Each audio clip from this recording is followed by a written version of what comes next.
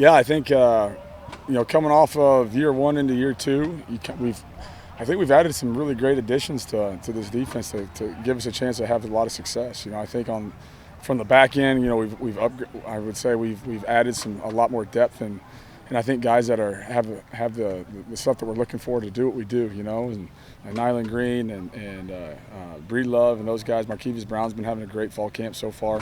So obviously Dylan Thiedemann is still playing at a high level and we're building depth within that room, which is awesome. And I think the additions of I think KJ Jenkins is having a really great fall at that new spot. So it's always fun to see him do some things and our youth up front is starting to come along a little bit. So the more we can just coach them and not have to babysit these guys, that's kind of been a huge plus for us. They're taking a lot of ownership in this defense.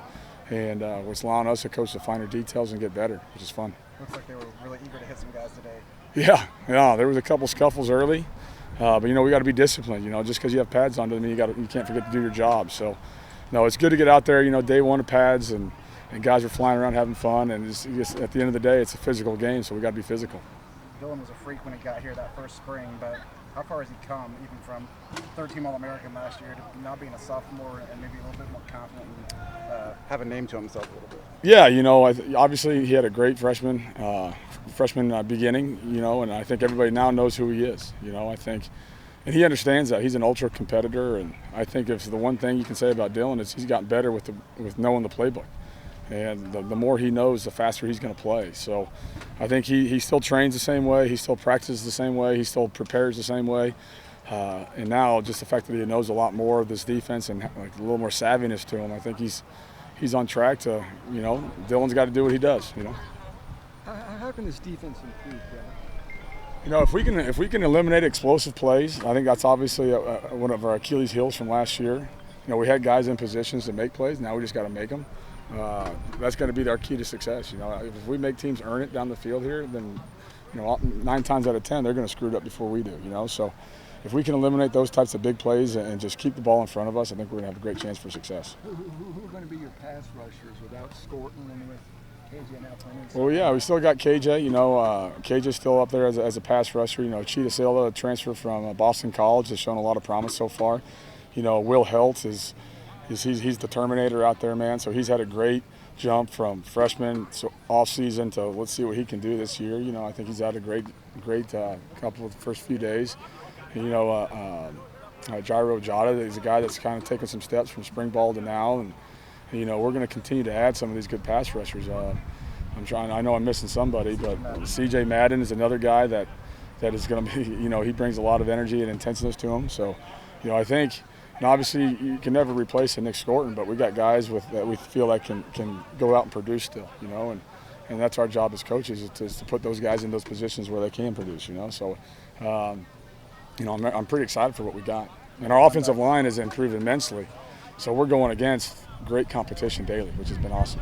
Middle linebacker, obviously, you mentioned KJ now going to have the headset, I think, communicating with you, but also kind of what role does Yanni have now alongside him? Yeah, no, Yanni, in my mind, Yanni's still a starter, and KJ and Yanni together, they've kind of built a bond with each other. So those guys bring a certain intensity and nastiness to our defense. And I think Yanni has embraced the role that he's in with KJ in the room now. And I think guys like Winston Berglund is another guy that's really kind of showed out last week. Hudson Miller, Owen Davis are other guys in that room that, are – if knock on wood, you're not scared to put those guys in the game either. So it's been fun to see those guys kind of roll, and they lead by doing what they do, which has been fun. The biggest thing for this defense is just eliminating the big plays. You had a lot of turnovers, a lot of tackles for loss, sacks last year, but It seemed like then there's the 30-yard pass that offsets all of that. Right.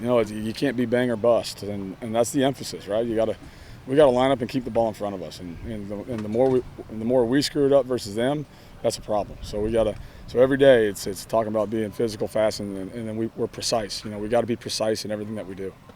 Any of the young freshman safeties turning your head at all, like Beasley or Williams or Smiley Brett? Smiley is doing an unbelievable job. He's got a little savviness to him where he's a good football player. And he seems to always be in the right spot. I think.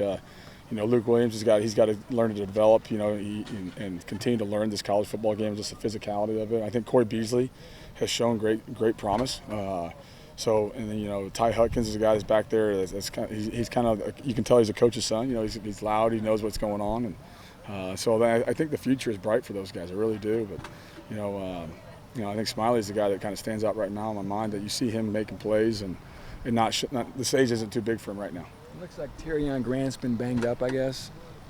Yeah, so Teron's he's getting healed up right now, so he should be back out here next week, I think. So.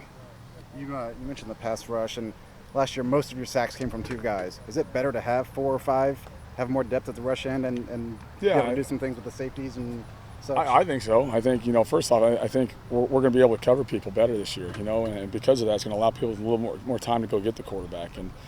And if we can give everybody a one-on-one, you can't just say it's KJ. You can't just say it's this guy. You know, we got 4 or 5 guys up there that have the ability to go win. And now you got 5, 6 one-on-ones where, oh shoot, you know, like this is a problem. And I do feel like overall as a pass rushing unit, we are better. You know, we're better on the interior. We're better on the edge as a collective unit. So I think it's going to be a fun year for that. Defensive line is a lot of guys who were here last year. How much does that help? Just that cohesiveness with it's huge, those guys. Man. Like Cole Brevard, Mo Amanade, like those guys are awesome. You know, even Jeffrey Emba has taken great strides in becoming a better, more consistent football player. You know, Joe Anderson had a great spring, and he'll be back here in a week or so. So he's coming back, but all those guys have got valuable. You can't take away game reps. You know, so game reps and experience are huge. And then the Jamarius Dinkins, you know, the additions of guys like that, D'Amico Kennedy, you know, those guys have shown up where they're going to give us some relief, but they still got to they're looking at good examples, right, and learning from those guys. So it's been fun to see those guys give a lot of reps and then also get better as it goes along.